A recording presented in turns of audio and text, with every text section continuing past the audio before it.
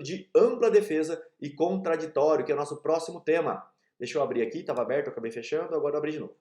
Aos litigantes em processo judicial ou administrativo e aos acusados em geral são assegurados o contraditório e a ampla defesa como meios e recursos a elas inerentes. Então entende só o seguinte aqui, hein? Primeira coisa, a gente falou de devido processo legal e aqui dentro do devido processo legal, no aspecto formal, a gente falou de contraditório e ampla defesa. E agora a gente vai trabalhar com contraditório e ampla defesa. Então a primeira coisa que você tem que notar é que ele está dentro do devido processo legal. O direito ao devido processo legal me garante a ampla defesa e o contraditório. Então vamos explicar o que é cada uma dessas coisas. Então, ó, aqui já falou que nos processos judiciais ou administrativo são asseguradas essas duas coisas, ampla defesa e contraditório. Vamos ver cada um dos quesitos para você entender a diferença. Ampla defesa, direito de trazer ao processo todos os elementos lícitos de que dispuser para provar a verdade, ou de se calar, ou se omitir, caso isso lhe seja benéfico. É o direito, por exemplo, à não autoincriminação.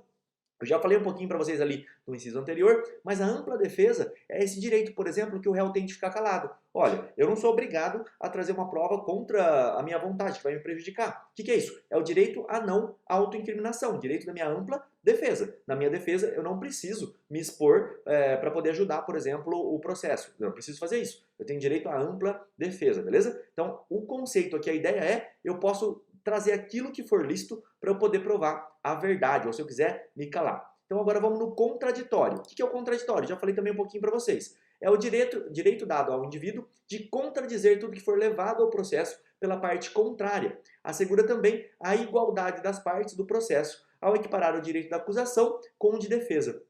Então, você lembra que a gente fala de paridade de armas? Isso é um direito, por exemplo, ao contraditório. Se o promotor falar A, eu tenho direito a rebater o que ele falou. Se o promotor traz a prova X, eu tenho direito também de trazer minha prova. E vice-versa. Se eu, na defesa de alguém, trago uma prova dentro de um processo, o contraditório manda que seja dado vista ao promotor para que fale sobre essa prova. E assim por diante, tá? Então, contraditório é essa dialética processual, onde um lado fala, o outro responde. Um lado fala, o outro responde. Não pode ser um lado só tendo poder. Os dois lados têm que ter o mesmo poder. Vamos olhar uma aplicação dessas duas coisas na jurisprudência? Na verdade, a gente vai trazer súmulas vinculantes. A súmula vinculante número 14, a súmula vinculante número 5 e a súmula vinculante número 21. Anota aí para você poder acertar na sua prova da OAB e arrasar aí em todas as questões que caírem nesse tema.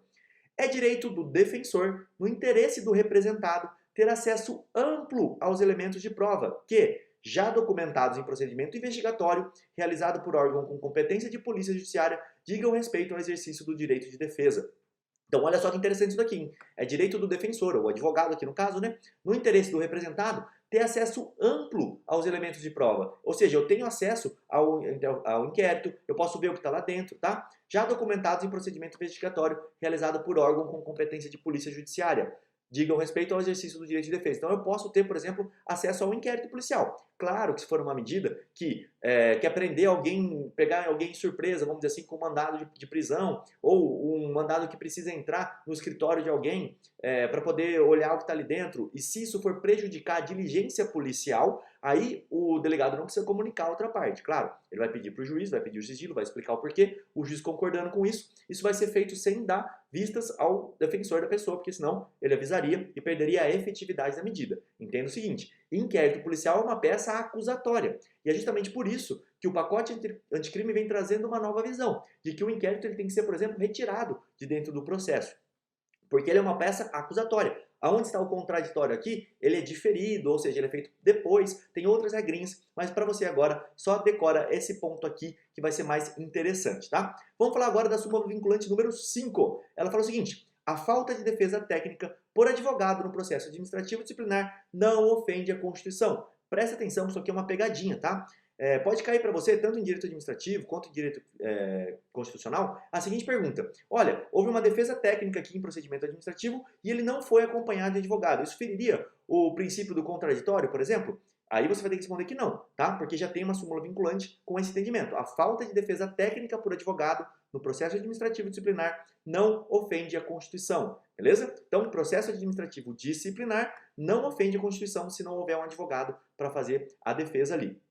Súmula vinculante de número 21. É inconstitucional a exigência de depósito ou arrolamento prévio de dinheiro ou bens para admissibilidade de recurso administrativo. Outra decisão também que alterou ao longo do tempo Mas agora o entendimento do STF é esse, tá? É inconstitucional eu exigir qualquer tipo de pagamento para que a pessoa possa entrar com recurso administrativo. Isso era muito comum antigamente e o STF já entendeu que isso não pode mais acontecer. Então, se cair na sua prova, você já responde certo lá. Também pode ser cobrado em direito administrativo.